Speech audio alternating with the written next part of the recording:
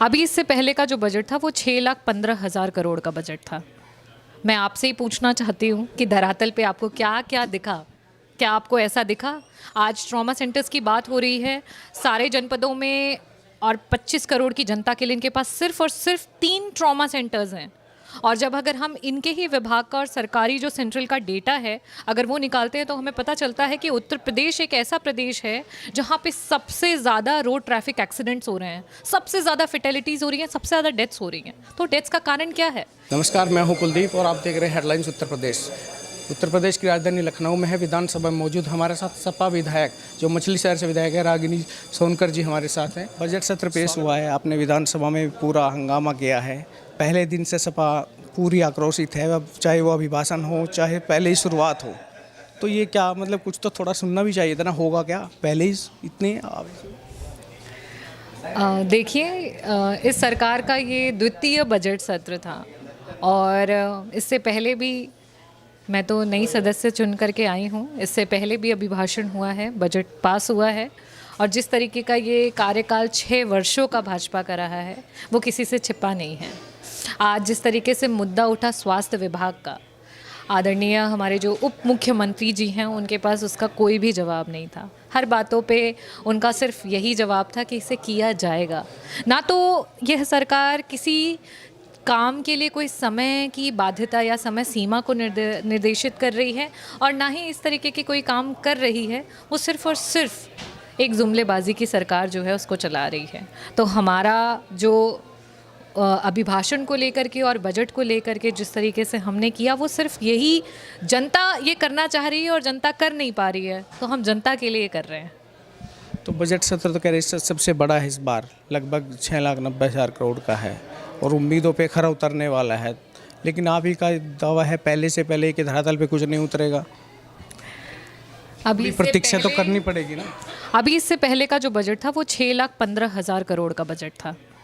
मैं आपसे ही पूछना चाहती हूँ कि धरातल पे आपको क्या क्या दिखा? क्या आपको ऐसा दिखा? आज ट्रॉमा सेंटर्स की बात हो रही है, सारे जनपदों में और 25 करोड़ की जनता के लिए इनके पास सिर्फ और सिर्फ 3 ट्रॉमा सेंटर्स हैं।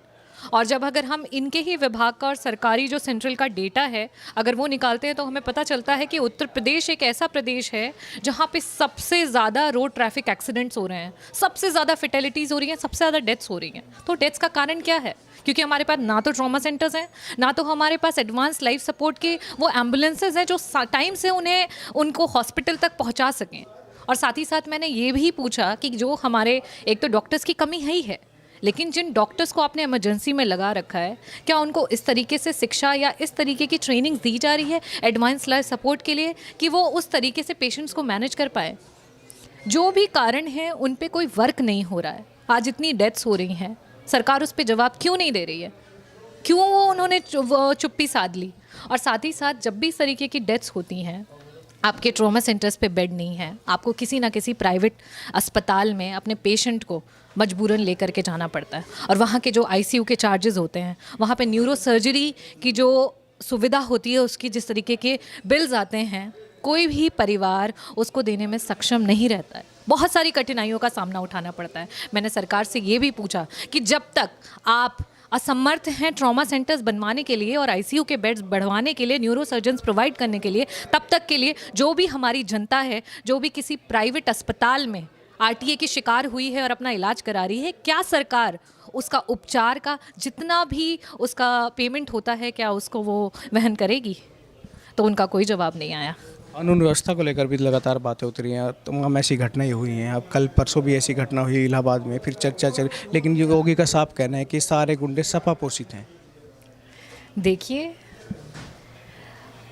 6 साल की इनकी सरकार और अभी से ये सिर्फ अभी तक सिर्फ और सिर्फ जो पुरानी सत्ता है उसे हर बात पे दोष दे दिए जा रहे हैं, हर बात पे उसे ये कहे जा रहे हैं कि ये आपका है, ये आपका है। ये स्वयं में ये दर्शाता है, ये स्वयं में एक उनकी पिक्चर शो करता है, प्रोजेक्ट करता है कि आप नो टॉलरेंस का सिर्फ ढकोसला कर रहे हैं।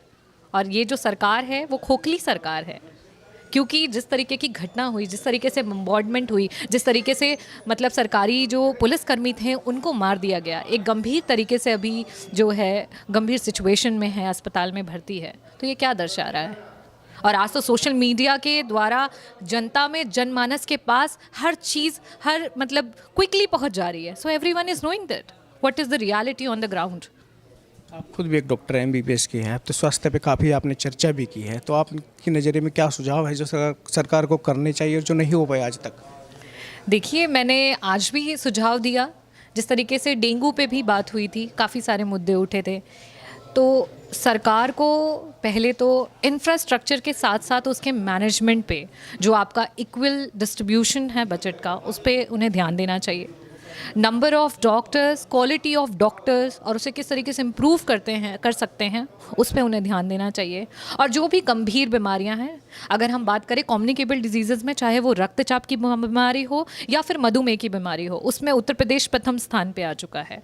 और अभी का जो डेटा है उसमें 3 लाख लोग हैं जो ऑलरेडी डायग्नोज्ड हैं. They are suffering from hypertension as well as आपका डायबिटीज़ मेलाइटिस. तो इस तरीके की बीमारियों के जो कॉम्प्लिकेशंस होते हैं उसमें आपके डायलिसिस की ज़रूरत पड़ती है. तो इन सुविधाओं को मैं चाहूँगी कि गवर्नमेंट इस पे सीरियसली सोचे. जो भी कम्युनिटी हेल्थ सेंटर्स हैं, जो भी सामुदायिक स्वास्थ्य केंद्र जो हैं, जिनकी व्यवस्था है, जो अच्छे इंफ्रास्ट्रक्चर्स हैं, वहाँ पे डायलिसिस के 5-5 यूनिट हर विधानसभा में मैं डालने की मांग करूँगी. और साथ ही साथ ये भी चाहूँगी कि वहाँ पे टेक्नीशियंस को रखा जाए, प्रॉपर हेपा फिल्टर्स इन्फेक्शंस को अवॉइड करने के लिए लगाया जाए. और जो भी हमारे नेफ्रोलॉजिस्ट हैं, जो भी हमारे डिस्ट्रिक्ट हॉस्पिटल में पोस्टेड हैं, वो डॉक्टर्स कम से कम वीक में 2 विजिट्स करके विधानसभा में जो हमारे मरीज़ हैं उनको लाभ पहुंचाएं.